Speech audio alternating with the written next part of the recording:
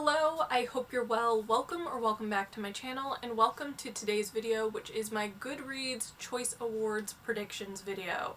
If you are anything like me, your feed is probably filled with people doing this type of video. So hopefully you're not too tired of seeing them, but I was seriously experiencing some FOMO, and it is really fun to just make predictions as it turns out. So full disclosure, I don't put much stock in these awards. The major criticism that I hear year after year is that they're more of a popularity contest, kind of akin to like who becomes class president in high school, than really a good barometer of the best books in particular genres. And I'm also not someone who likes to read the popular stuff. In fact, the more hyped a book is, the more likely I am to run in the exact opposite direction. I do not have a good track record with the popular or hyped books at all. But still, predictions are fun. I don't know why. I'm here for it. So we're going to go through the different categories. What I'm going to do is, first of all, focus on the categories that I read most widely and make my predictions there. And then the other categories will just kind of be me blindly guessing and trying to tell you why I chose the book that I did, when in truth, I know probably little to nothing about that particular genre. So, why don't we dive right in? So, I'm pulling it up on my phone, and the first category that we'll talk about is fiction. I've only read one of the books in this category, and that was Detransition Baby by Tori Peters, and it was really an interesting and raw book.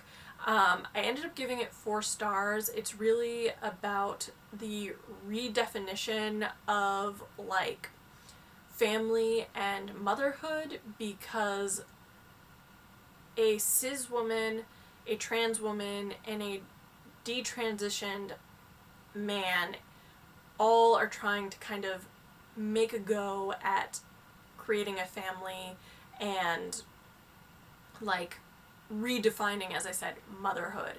It was really interesting, but I didn't necessarily connect with the characters as much as I would have liked. Regardless though, it was still a 4-star book. I thought it was really interesting. I thought the perspective was really, really unique, and the writing was good too. Like, it was a really interesting book. So since that's the only one I have read here, that's the one that I will vote for. But as far as my predictions for this category go, there are 2 here that I think are the most likely. The Sally Rooney book, Beautiful World, Where Are You? And also Cloud Cuckoo Land by Anthony Dower. Dower? I never know. My prediction is going to be Cloud Cuckoo Land, though, because I know how many people loved All the Light We Cannot See. And since this is written by the same author, I feel like there are a lot of people that will have read it, and a lot of people who will just vote for it based on like name recognition with him. So that is my prediction for this category. Let's move on to historical fiction, which is my most read genre. And I've read none of the books on this list. Like, none of them. So that's interesting. However, 2 of them were anticipated releases for me: The Lost Apothecary by Sarah Penner, and also Of Women in Salt by Gabriela Garcia. So those were definitely on my radar earlier in the year. I think they both came out in the first quarter, if I'm not mistaken. But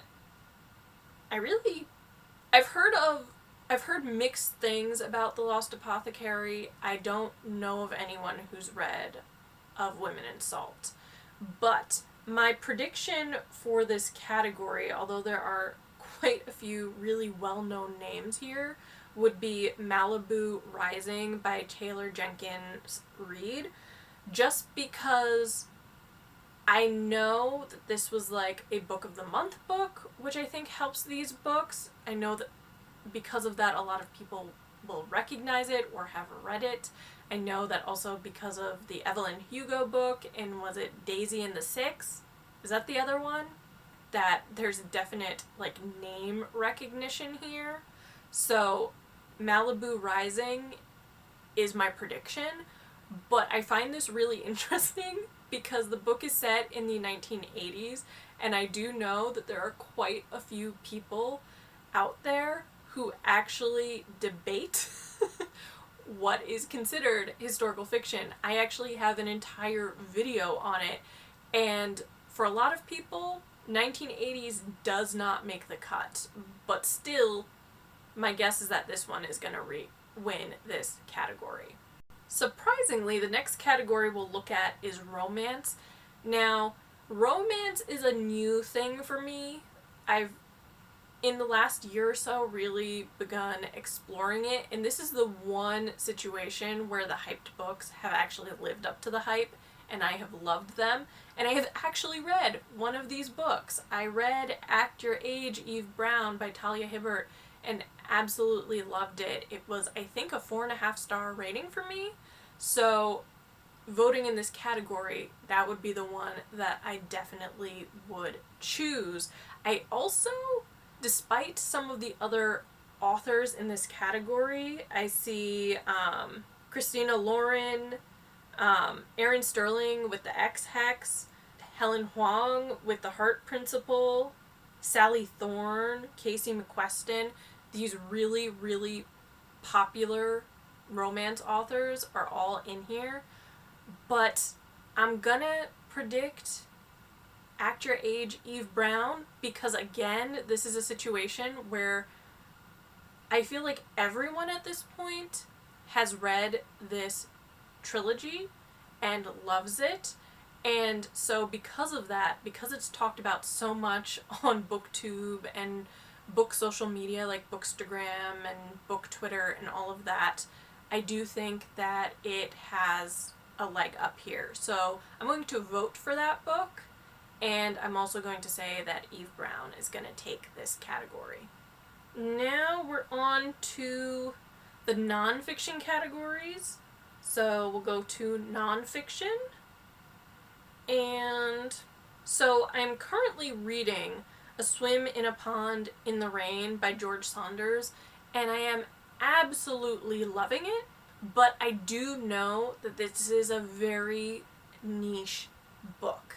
Like, this is a book exploring short stories by famous Russian authors like Tolstoy, Chekhov, Gogol, that sort of thing, which isn't going to appeal to everyone, but it's also basically a book that functions as a creative writing like seminar or lecture. So it's all about looking at these short stories and trying to learn from them, like what a great short story is and how to write one. So it's really sort of prescriptive in a way for writers, and it's also proving very interesting as a reader to kind of learn a little bit more of how to analyze a short story or any piece of writing in general. But that's not going to be a book for everyone. Like I said, I feel like it is in fact quite niche. So my prediction for this category is The Anthropocene Reviewed by John Green, which I know nothing about. John Green to me is like a YA author. I think. I'm pretty sure.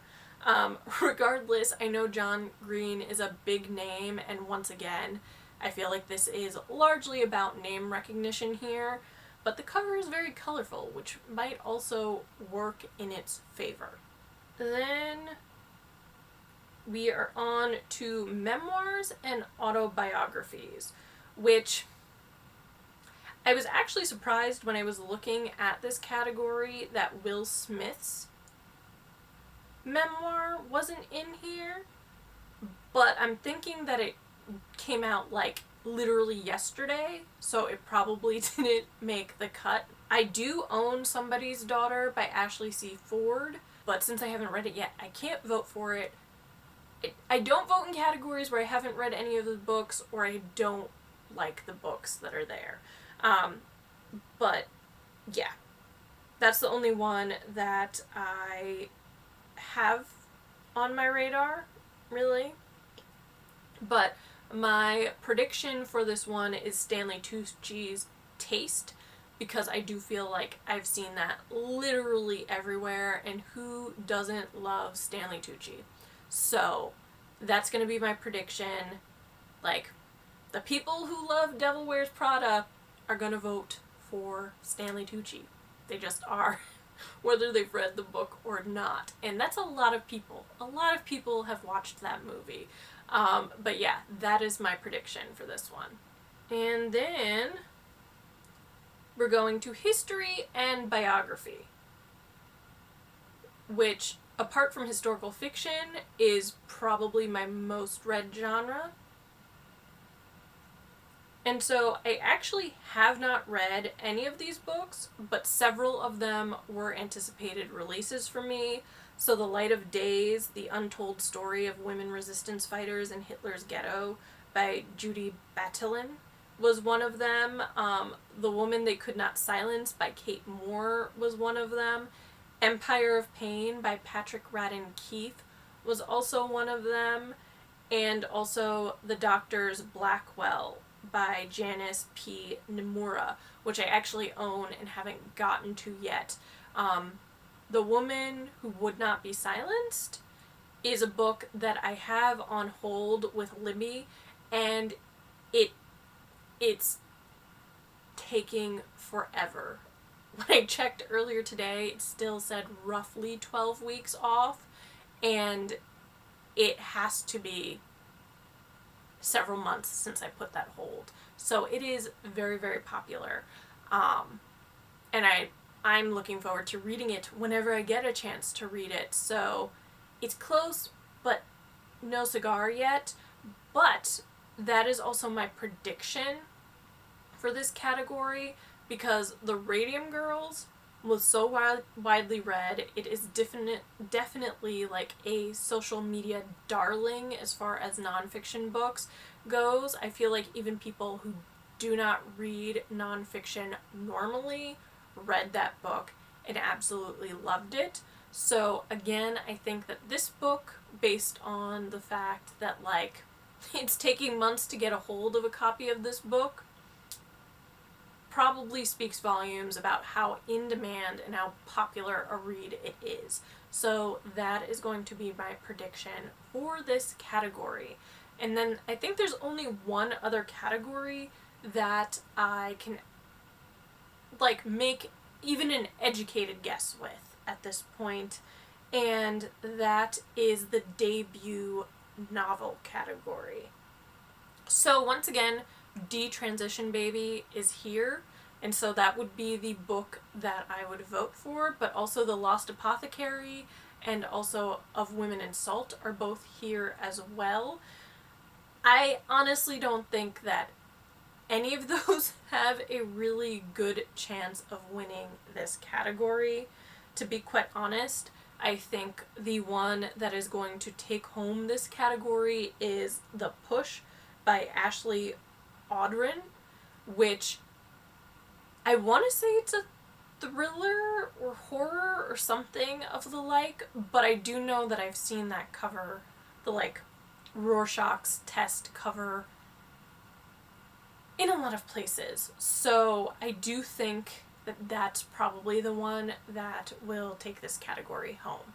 Alright, so now we get to the part of this video where I know nothing about the books in these categories. I don't read these categories. So I'm just gonna try making a guess, and this will be pretty quick, I do think, because like I said, I know nothing about the books in these categories because I don't read them. So let's go. Let's do this. First up is mystery and thriller. So in this category, I recognize names because of Katie from over at Katie Reads and Rants, because she reads quite a few thrillers. But my guess for this category, I think I'm going to go with The Maidens by Alex Michaelides. Is that how you pronounce the name? Just because I know that Alex is the author of that other book that I'm blanking on because I did not read it because it's a thriller. And so this was really, really hyped, and I feel like it might have been a Book of the Month book. I know Katie didn't enjoy it. I think, in fact, she DNF'd it. No, you know what? I'm taking that back. I'm going to go with The Push for this one. I think, considering how popular that book has been, as far as, like, seeing it everywhere, that it stands a good chance. So my prediction is The Push by Ashley Audrin for that category. Moving right along to the next category that I know nothing about, fantasy. I don't even know if this is a fair contest for the other books in this category, but A Court of Silver Flames by Sarah J. Maas, like, I don't see how her book could not win the category, considering how hungry everyone is for the books in this series. So that's gonna be my prediction for this category. But Sarah J. Maas, I don't think she can have a book in this category and not win. So that's my prediction there. Moving to science fiction. Again, I know nothing about this category, except for whatever Katie talks about on her channel, because she also reads science fiction and I do not. And that's honestly the only reason that I recognize some of the names of these books. My prediction is Project Hail Mary by Andy Weir. I don't know why, but that's what I'm going with. Andy Weir's taking this category. So, horror. This is like just looking through the covers of this book makes me uncomfortable. Like, there's a reason I don't read horror, because I'm a chicken, and horror covers, if they are marketed well, are creepy. So I want to get out of this category as quickly as humanly possible. And I'm just gonna go with Stephen King's Later, not because of any, like, real logic, except name recognition. I feel like he is the king of horror, or at least he was. I mean, the man churns out horror books like is going out of style. Some of his classics, like It and Carrie and all of those things, like, he's basically created this genre in my mind. I don't know if this was a good book. I've only read one Stephen King book, and I was in middle school, and I haven't read another one since, so I can't tell you much more than that. Next is humor.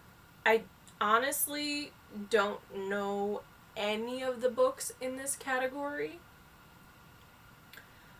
but I'm going to choose A Carnival of Snackery by David Sedaris because, again, name recognition. I know he does a lot of, like, humor as, like, essays, I think, and short stories. I think some full-length ones. But I do feel like his name is well known, and that will probably get quite a few votes. As I said, the other titles don't really ring a bell for me. Graphic novels and comics. Now, really the only graphic novels that I have liked at this point have been graphic biographies, so they've been more nonfiction. But as far as, like, comic books and graphic novels, it's not necessarily something that I'm drawn to. So I don't really even recognize these. There is a V.E. Schwab and a Brandon Sanderson, and also Dune in here. Part of me wants to say the Dune graphic novel because I feel like that movie has caused this massive resurgence in Dune. So if someone is like intimidated by the size of the actual novel, they might pick up like a graphic novel or a comic book version of it. But for some reason, I don't know if it's maybe the cover, but Lore Olympus is speaking to me. I don't know why. But I'm gonna go against my instinct with Dune and say Lore Olympus with its very colorful, like, blue, pink, ombre type thing that's going on with this color. Can you call that ombre? I don't know if you can. Regardless, that's the one that I'm choosing for this one. Poetry. Now, poetry is interesting. I don't read it often, but when I do, my tastes tend to skew more to like 19th century poetry, not so much a lot of the more modern things that are written. I feel like The Hill We Climb by Amanda Gorman is gonna win this category. I mean, I know that poetry book is on my wish list. I think it's something that would be really fascinating to read, and I know that Amanda Gorman became this massive, massive celebrity after the inauguration. So I feel like this is once again a situation of name recognition with Amanda Gorman and this book. So that's my selection here. So young adult fiction. Now, I am not someone who reads young adult or middle grade, but in the young adult fiction category, I recognize Tokyo Ever After, I recognize Firekeeper's Daughter, A Pho Love Story, I recognize, Yoke, saw it everywhere with that yellow cover, Ace of Spades I've definitely seen, and Concrete Rose, definitely seen. My prediction for this category is going to be Concrete Rose by Angie Thomas, once again, because The Hate U Give was such a popular book. I feel like everyone was clamoring to get their hands on this one. I feel like also name recognition with The Hate U Give and also the movie would have made this a really popular book. So that would be my guess. If I had a runner-up, I would probably say Ace of Spades if I had to choose another, but I do think Angie Thomas for this category. Then we're into YA fantasy. Yeah, there are a lot of big names in this category. Right now I'm between Rule of Wolves by Leigh Bardugo and also A Sky Beyond the Storm by Sabaa Tahir. I'm gonna go with Rule of Wolves though for this one because Leigh Bardugo. I feel like that's a good enough explanation and answer for that one. And then the last category is middle grade and children's, which, again, let's see if I recognize any of these. There is a Victoria Schwab. Really, that's the only name or title that I recognize. And it is Victoria Schwab, so I'm going to go with Bridge of Souls for this category as well. As I said, there are a handful of categories that I read books in those genres, but I don't read the hyped books, so I haven't read many of the books in those categories. And then there were a slew, a surplus of books in the other categories that I don't read, where I just made random guesses, essentially. But it'll be interesting to see how right or wrong I was about these. But if you have any predictions for the Goodreads Choice Awards, let me know in the comment section which books you're voting for or which books you predict will win in the categories that you feel most comfortable making a guess in. But alright, I do hope you enjoyed this video, and if you did, be sure to give it a thumbs up, comment, and subscribe, because it helps this little channel grow, and it means the world to me. Thank you so much for watching, and I will see you next time.